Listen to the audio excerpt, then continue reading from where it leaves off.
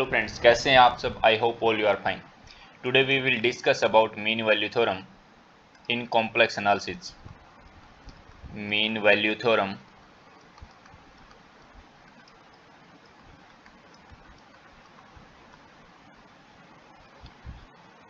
Okay, आपको पता होगा मीन वैल्यू थ्योरम क्या है। मैं आपको थोड़ा सा फिर भी बता देता हूँ। If function F is continuous on closed interval AB and differentiable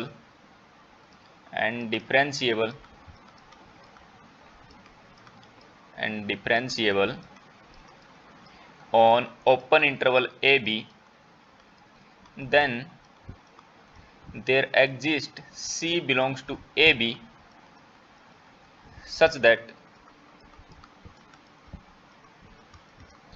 f dash C बराबर हो जाएगा f of b minus f of a divide में b माइनस a, है ना।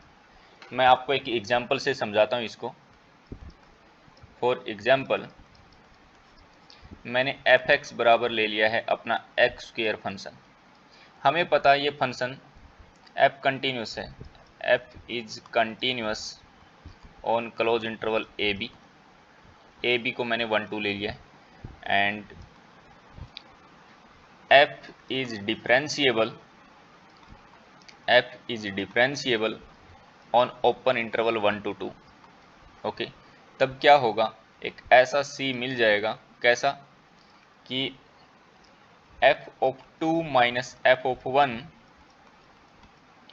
अपॉन में 2 माइनस 1 होगा। ओके, तो f of 2 minus f of 1 क्या हो जाएगा, f ऑफ 2 की वैल्यू क्या हो जाएगी, 4 हो जाएगी, और ये 1 और 2 माइनस 1 तो ये अपना 3 अपॉन 1 आ जाएगा। यहाँ से अपने को क्या मिला, f डैश सी क्या आ गया, अपना 3 आ गया। f डैश सी क्या होगा, f डैश का derivative f dash x 2x होगा और उसमें c पुट कर देंगे तो 2c हो जाएगा, और ये क्या आ जाएगा अपना 3। तो c की वैल्यू क्या आ जाएगी, 3/2। अब 3/2 अपना क्या कहाँ से बिलोंग करता है, 3/2 अपना बिलोंग करता है 1 और 2 से, एंड 3/2 अपना बिलोंग करता है ओपन इंटरवल 1 2 से। तो अपने को एक ऐसा c मिल गया कि उस c के ऊपर फंक्शन का डेरिवेटिव बराबर है f2 minus f1 divide by 2 minus 1 के।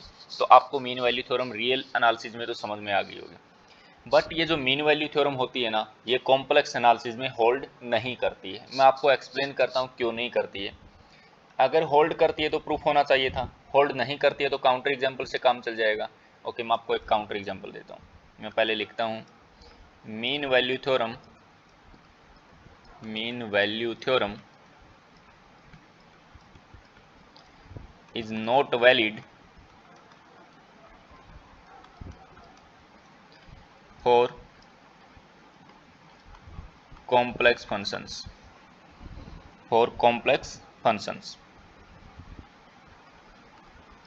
या इन कॉम्प्लेक्स एनालिसिस। ओके, तो मैंने एक फंक्शन लिया है fx, या फिर मैं इसको बोलूं कि wt। मैंने wt एक फंक्शन लिया है और मेरा फंक्शन क्या है, e की पावर आयोटा t। ये मेरा एक फंक्शन है। जो wt है ना, wt is continuous on 0 to 2 पाई। ये जो अपना फंक्शन मैंने लिया है e की पावर आयोटा टी, ये फंक्शन कंटिन्यूस है क्लोज इंटरवल 0 से 2 पाई के ऊपर, and it is also differentiable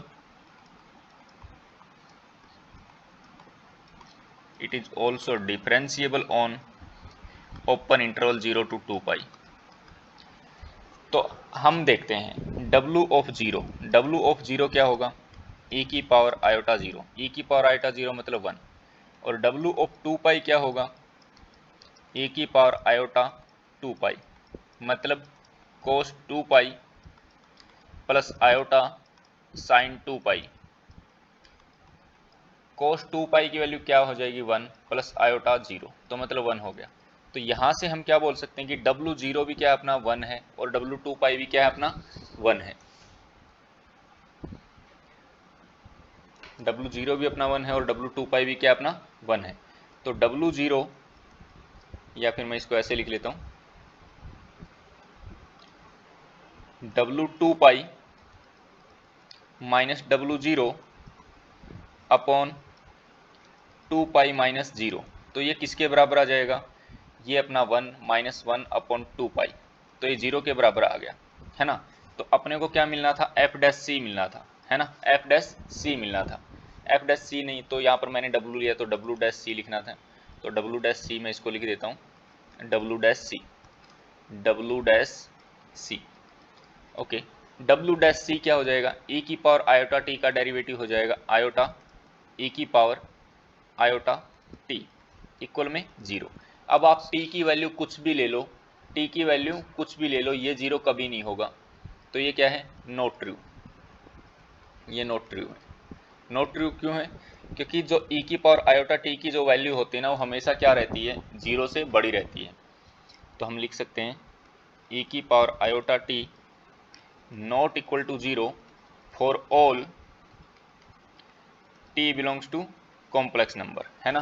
तो यहाँ से हम क्या बोल सकते हैं कि जो मीन वैल्यू थ्योरम है वो कॉम्प्लेक्स एनालिसिस में या फिर कॉम्प्लेक्स फंक्शंस के लिए वैलिड नहीं है।